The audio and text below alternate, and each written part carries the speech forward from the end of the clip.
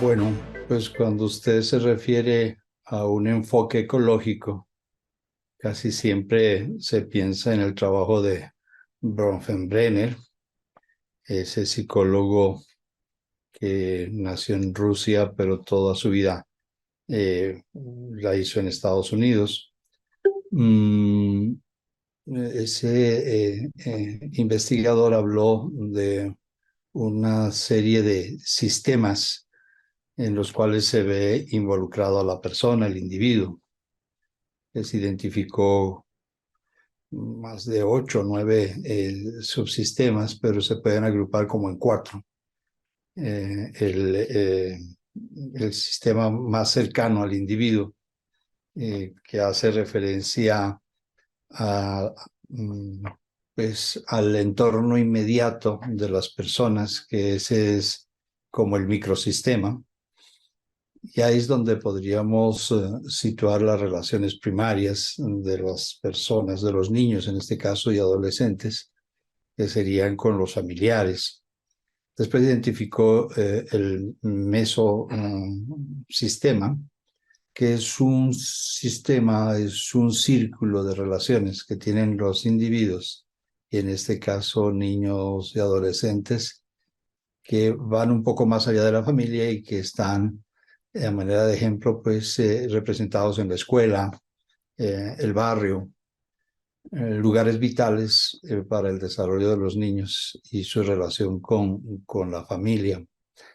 Después uno puede agrupar estos sistemas en el exosistema, que son las relaciones, digamos que más lejanas de la familia y del individuo, que pueden relacionarse con aspectos más institucionales eh, o formales, como el trabajo, como los clubes u otras instituciones. Y finalmente está el sistema más grande que abarca todo, que es el macrosistema.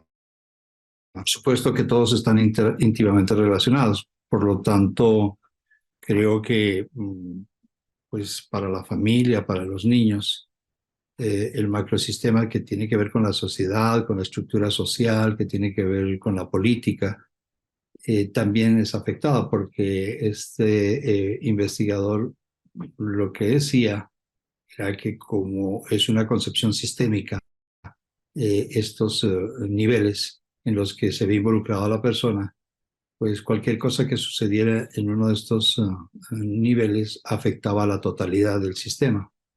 El ejemplo que uno puede tener es el de, o más bien hablaban del efecto mariposa, del aleteo de la mariposa, que se pueda dar en Estados Unidos, afectará el confín del universo.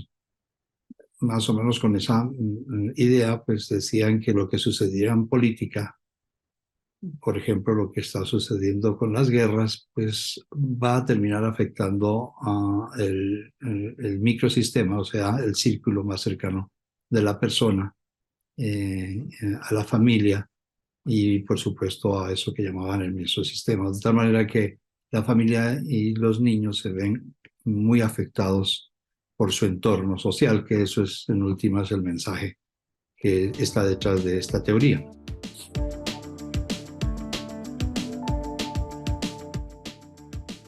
Pues yo quisiera ahí como recoger una concepción filosófica de la dialéctica, centrada, no me voy a ir a los griegos, pero centrada más en la modernidad, en el trabajo de Hegel, y que después retoma Marx para interpretar la dinámica social.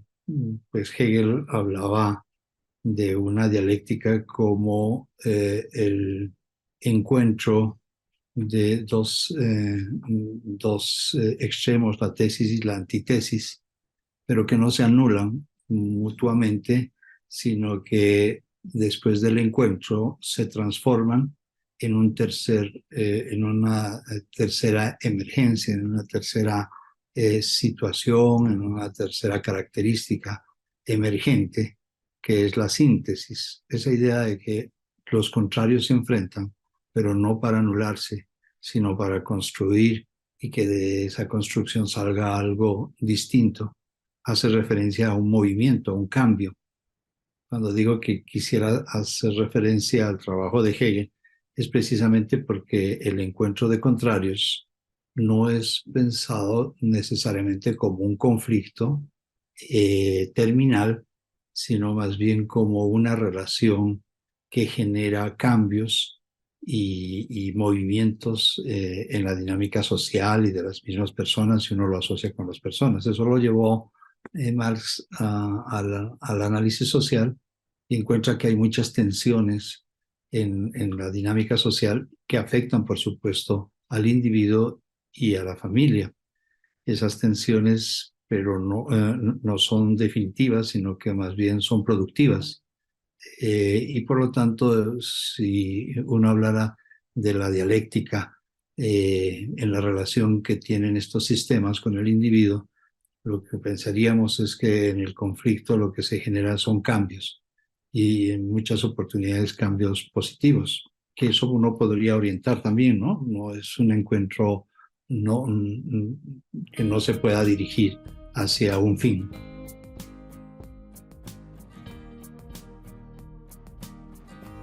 Bueno, yo creo que lo que podríamos nosotros ubicar en esas relaciones dialécticas que evidentemente generan conflictos y que hay que darle algunas salidas, como decía, pues es necesario también orientarlas.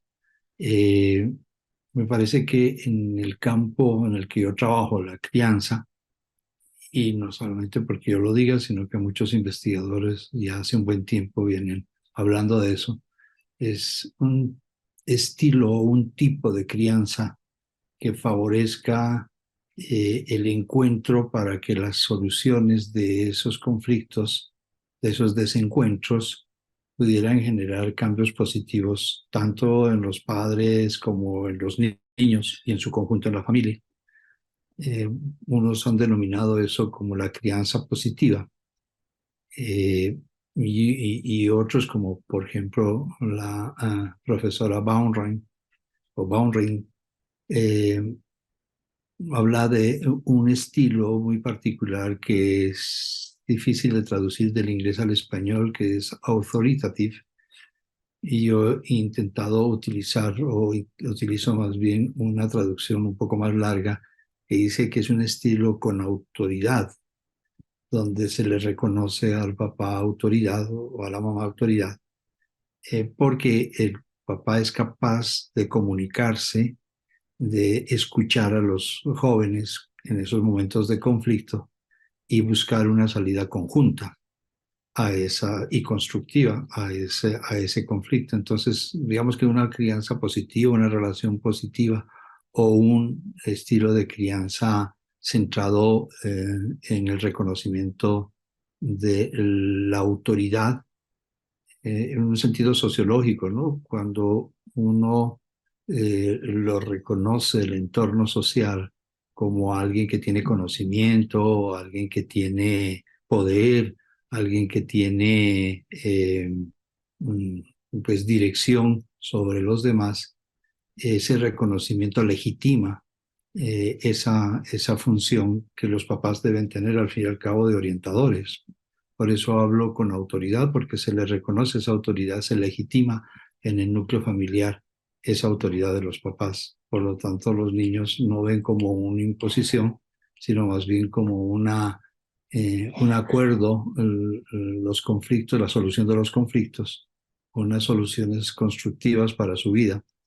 Y aunque al principio los niños más pequeños no comprenden lo positivo que significa que les den autonomía para tomar esas decisiones, creo que a la larga puede tener un efecto muy bueno y positivo en el desarrollo psicosocial de los niños. Esto es el estilo de relación que los papás, los adultos establecen con los niños más centrados en la comunicación, en la expresión de afecto y por supuesto en el diálogo, como dicen los maestros, de saberes, reconociendo que el niño tiene una mirada, tiene una comprensión del mundo y por supuesto que desde esa comprensión del mundo justifica también sus acciones. darle cabida en la comunicación a esas necesidades y a esa manera de ver el mundo del niño, seguro que va a redundar positivamente en su desarrollo.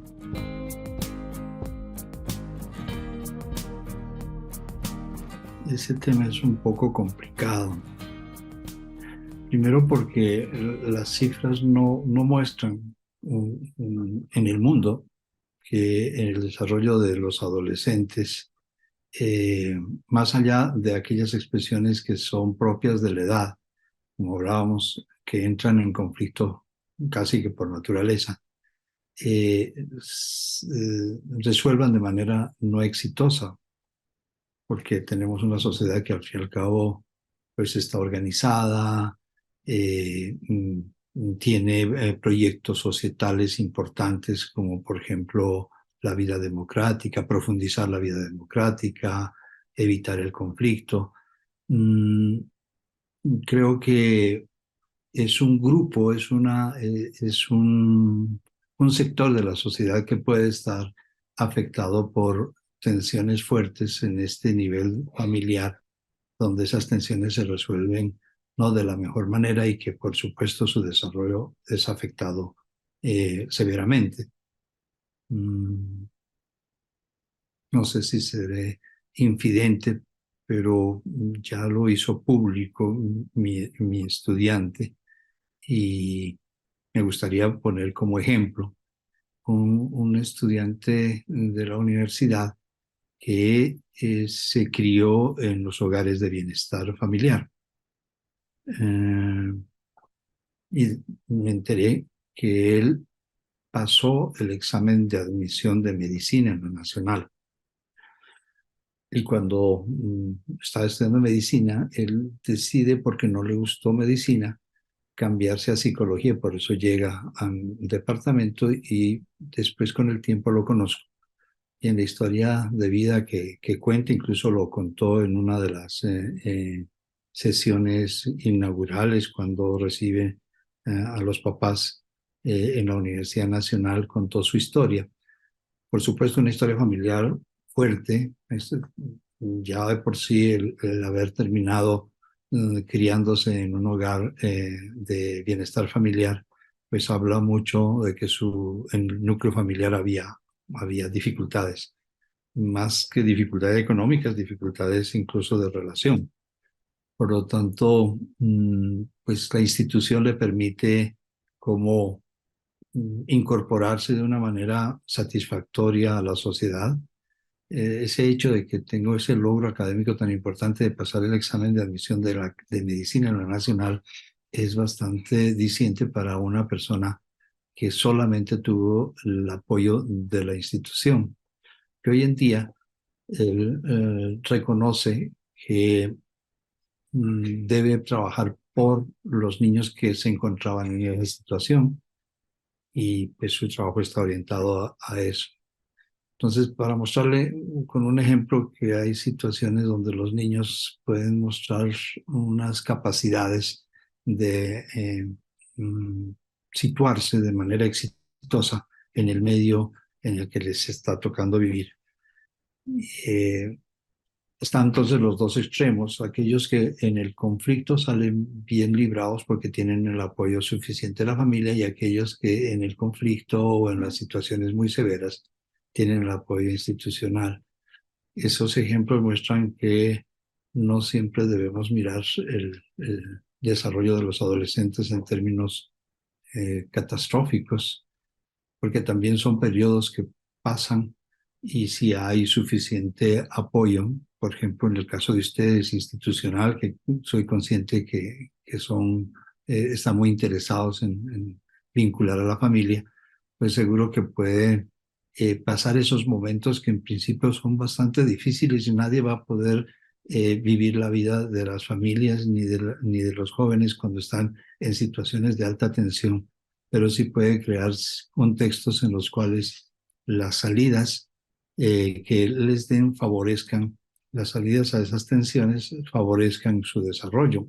Y ahí está la institución, está la formación de los papás, está la formación de los maestros, la comprensión de los maestros no, yo diría que no con un sentido mesiánico, sino con un sentido realista. El niño y el adolescente tienen que vivir el conflicto y por supuesto que va a enfrentarse a situaciones duras, pero si tiene suficiente apoyo institucional, familiar y societal, porque también la sociedad por diferentes vías tendrá que, va a contribuir a que las soluciones a mediano plazo puedan ser más exitosas que catastróficas. Yo soy más optimista, creo que si uno mira en conjunto a la población, son menos los que fracasan en esa tensión y más los que salen con fortalezas o por lo menos con formas diferentes de ver el mundo.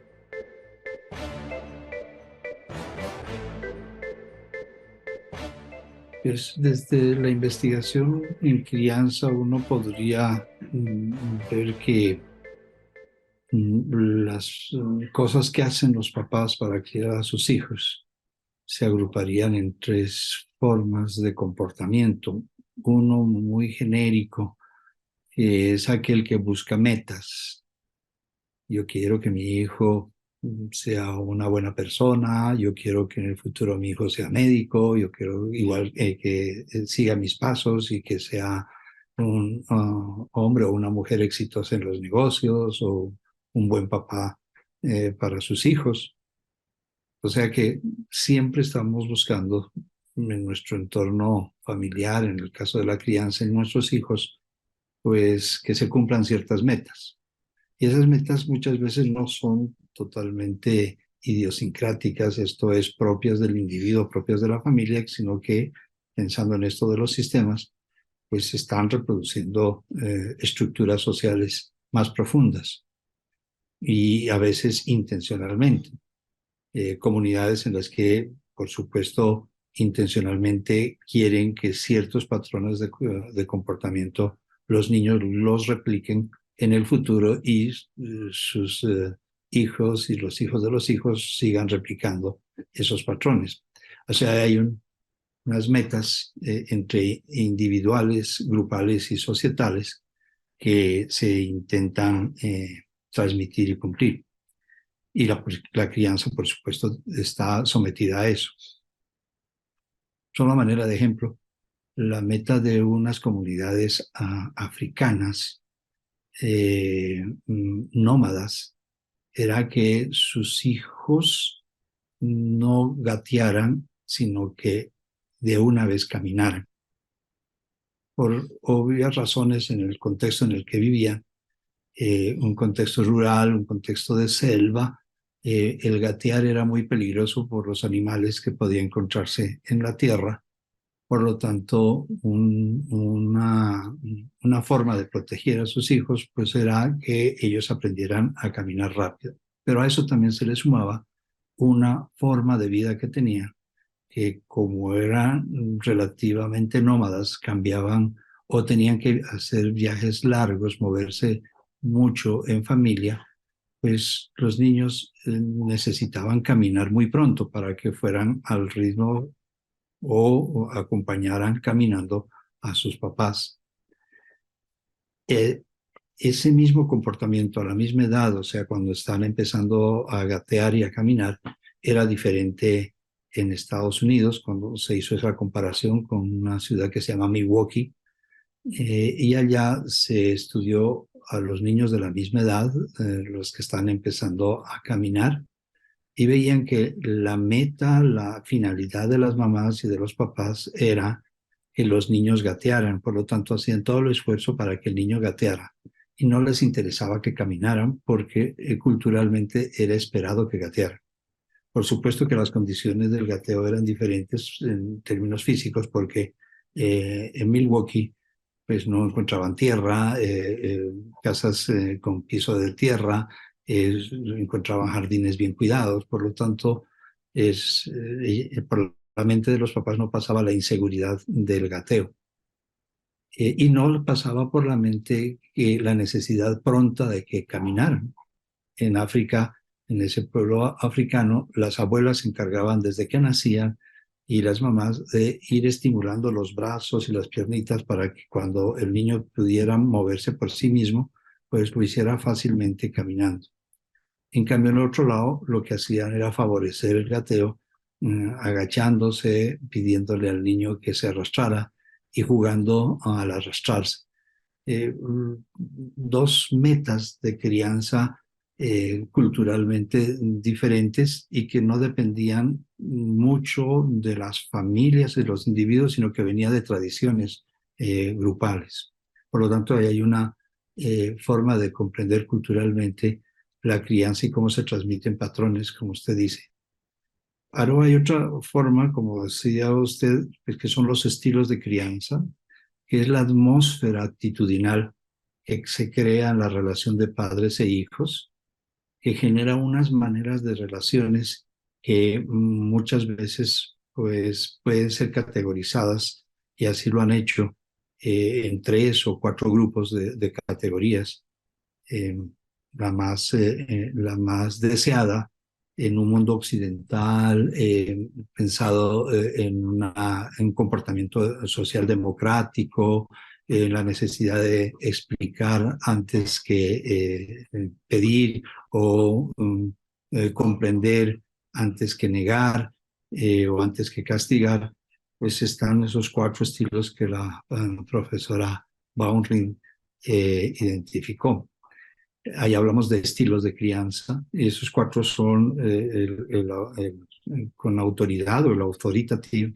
El autoritario es el que menos les interesa, pero no es tan grave, no es tan funesto. El permisivo, que ya empieza a ser muy nocivo para el desarrollo del niño, el no comprometerse, no involucrarse en la crianza y dejar que el niño prácticamente se críe solo. Y por supuesto que está un poco el indiferente, que por diferentes razones los papás no se comprometen con la crianza. Son esos 4 estilos. Y finalmente está otra manera de comprender la crianza, por medio de las cuales también se transmite formas de ver el mundo, formas de actuar en el mundo, que son las prácticas, el hacer concretamente. Desde castigar con la mano, pegar con la mano, o dar besos como premios, o dar objetos como premios, o salir a caminar, o enseñarle a montar la bicicleta, o enseñarle a hablar. Se traducen en prácticas concretas, o sea, acciones concretas con comportamientos concretos.